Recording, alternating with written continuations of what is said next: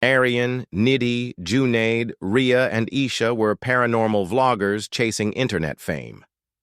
One night, they got a tip about a cursed house deep in the forest, known only as Loop House.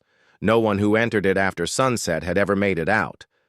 Locals said the house fed on time itself, trapping souls in endless loops until they went mad. It was perfect for content. They arrived just before dusk. The house looked ordinary, eerie, but untouched. Dust floated in the fading light. Ria filmed their entrance. Aisha checked the time, 6:59 p.m. At 7 p.m., the front door slammed shut and locked from inside. They were trapped. Junaid laughed nervously, probably motion sensors or something, but then Arian screamed. The windows weren't just barred, they were bricked shut from the inside. They searched for exits, but everything kept shifting. Hallways stretched longer. Rooms they had already checked were suddenly different. A stairwell now led down, though it hadn't existed moments before. They followed it. At the bottom, a dining room, freshly set with steaming food. Nidhi picked up a spoon. "It's hot." Ria reached for a chair, and it snapped back upright on its own. Suddenly the lights flickered, and Junaid began convulsing. Blood dripped from his nose. He collapsed, gasping. Then everything reset. They were back at the front door. Time, 6:59 p.m.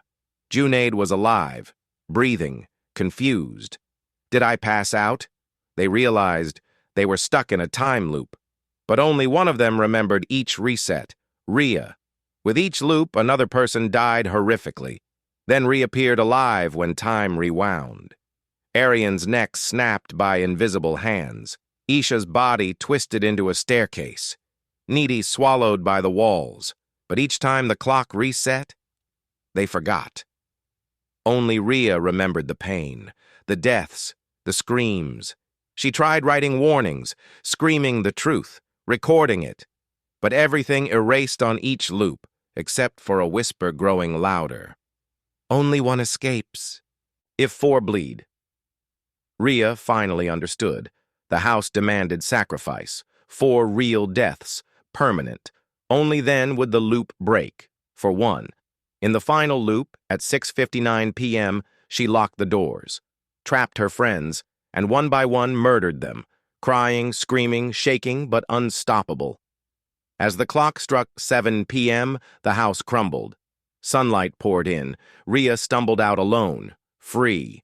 She collapsed on the grass, sobbing. Then, a shadow fell over her. A hand touched her shoulder. "Hey," a voice said. She turned. All 4 friends stood there, alive, smiling, holding cameras. "Ready to start filming?" Arian asked. Time on her watch, 6:59 p.m. And on the porch, the house was whole again. The loop never ends. It just chooses who remembers.